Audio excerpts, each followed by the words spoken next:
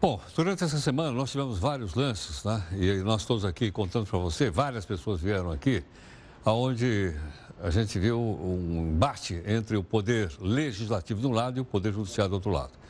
E para ter uma ideia agora do conjunto que se passou essa semana, nós convidamos o professor Aldo Fornazieri, que é cientista político, diretor acadêmico da Fundação de Escola de Sociologia e Política aqui de São Paulo. Aldo, mais uma vez, obrigado pela gentileza. Bem-vindo aqui no Jornal. Obrigado.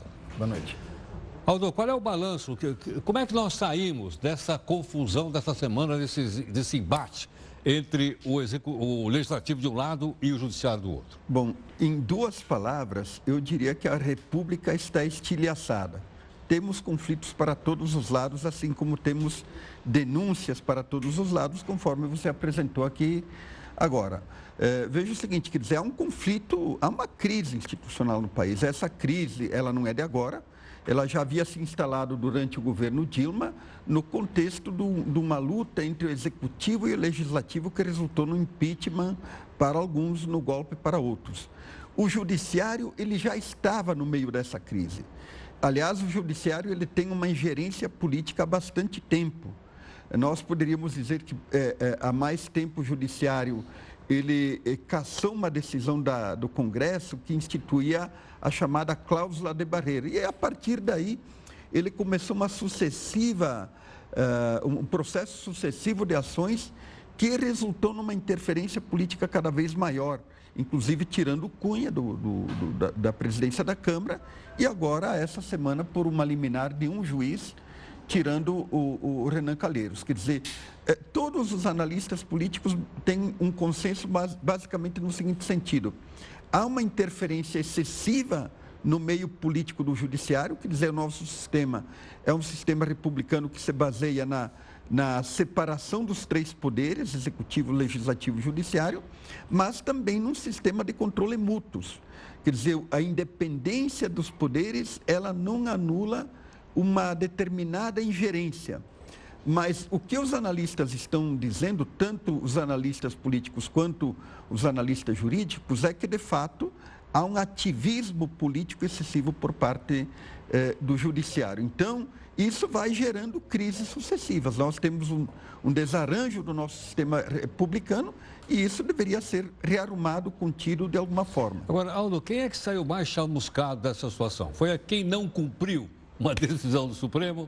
Eu acho que quem saiu mais chamuscado foi o Supremo Tribunal Federal. O Supremo, sem dúvida nenhuma. Por quê? Porque um de seus ministros toma uma decisão, aparentemente um outro ministro, pelo que vazou pela imprensa, liga para o Renan e diz o seguinte: Renan, não receba a intimação. Então ele está, digamos assim, estimulando uma rebelião do Renan.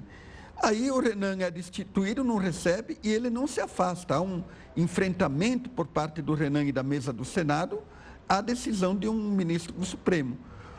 Aí existem uma série de articulações políticas que, do meu ponto de vista, são indevidas.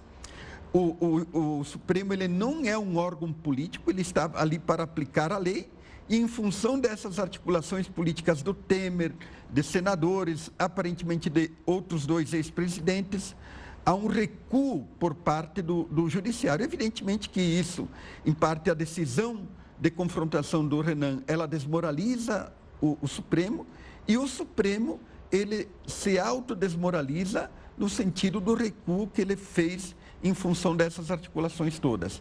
É preciso ter claro que o Supremo, ele não pode ser um órgão político, e o fato é que os juízes se comportam como 11 políticos.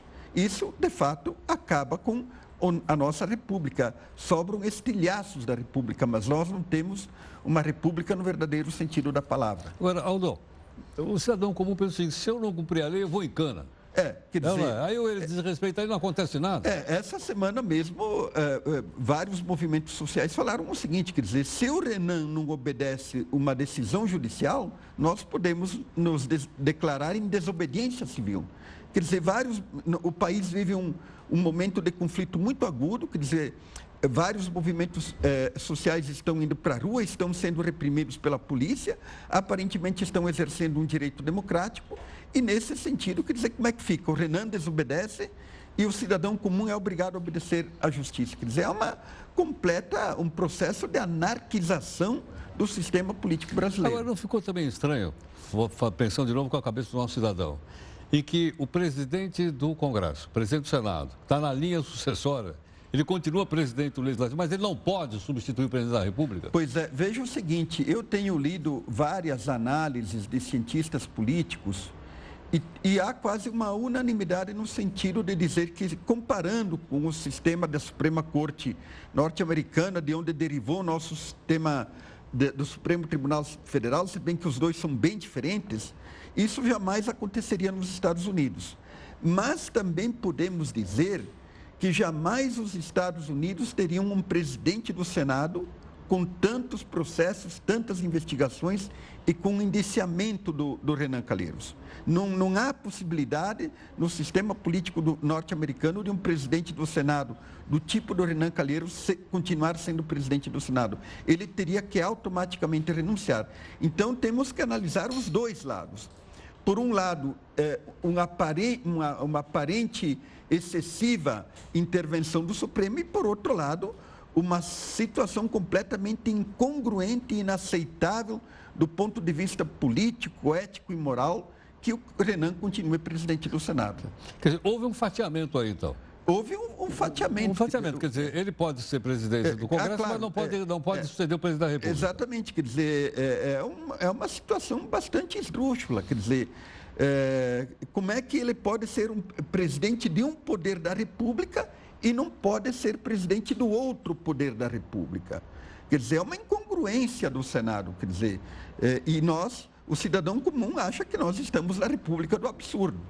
Na República do absurdo. Bom, agora, há crise institucional ou não? Eu entendo que há uma crise institucional. Por quê? Porque nós temos uma confrontação de poderes, um questionamento de poderes, por exemplo, desde o processo de impeachment, quer dizer, foi um impeachment legítimo ou foi um golpe?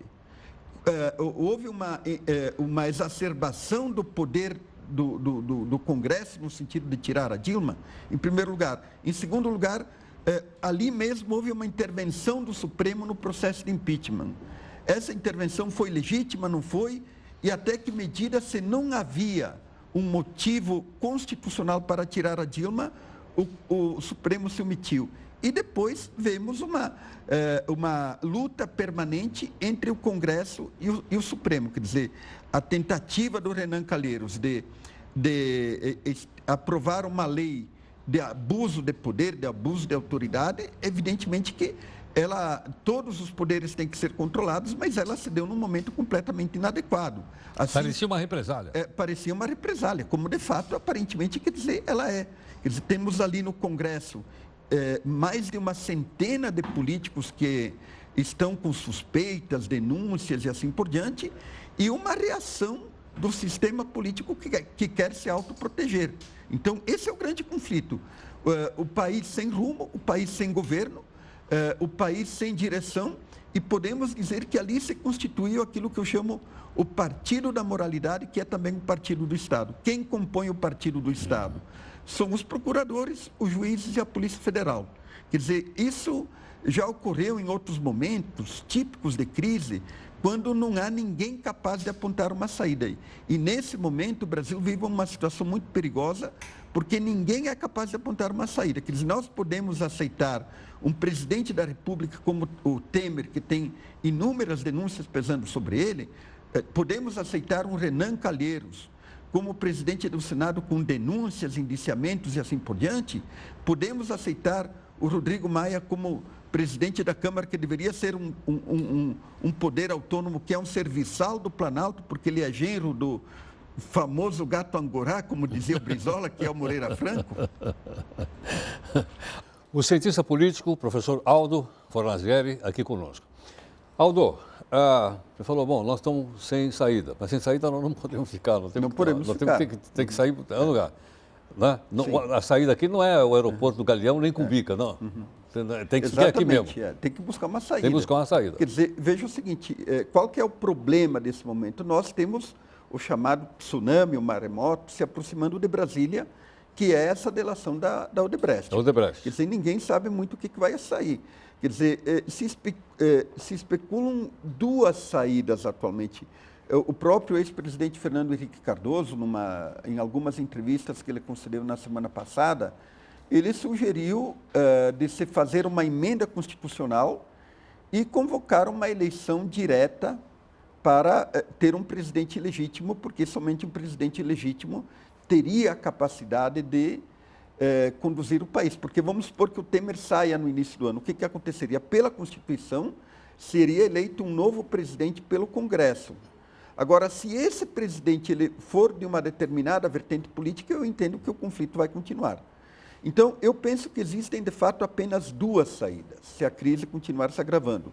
Ou se caminha para uma eleição direta, como sugeriu, de certa forma, o ex-presidente Fernando Henrique Cardoso, ou se faz um acordo. Um acordo não em torno de um governo de unidade nacional, porque eu nunca acreditei que existiram governos de unidade nacional, mas poderia se fazer um acordo em torno de um governo de transição, cuja principal missão seria levar o país até 2018. Quando teríamos eleições diretas. Quando teríamos eleições. E o que faria esse governo? Ele seria um governo de natureza principalmente técnica. Os partidos fariam algum acordo para aprovar alguma coisa para tentar salvar a economia. Esse governo não faria nenhuma reforma importante, porque eu entendo que essa reforma da Previdência ela não pode ser feita por um governo ilegítimo. E só um governo legítimo encaminharia uma proposta que mexeria com direitos. Então, me parece que essa seria uma saída racional. A pergunta que cabe fazer, os partidos são racionais hoje? Eu acho que não, porque cada um quer salvar o seu pescoço. Aldo, obrigado mais uma vez pela gentileza. Eu que agradeço. Obrigado, até a próxima. Bom, aí está a participação do professor Aldo Fornazieri conosco, né? Rápido intervalo, a gente volta já já.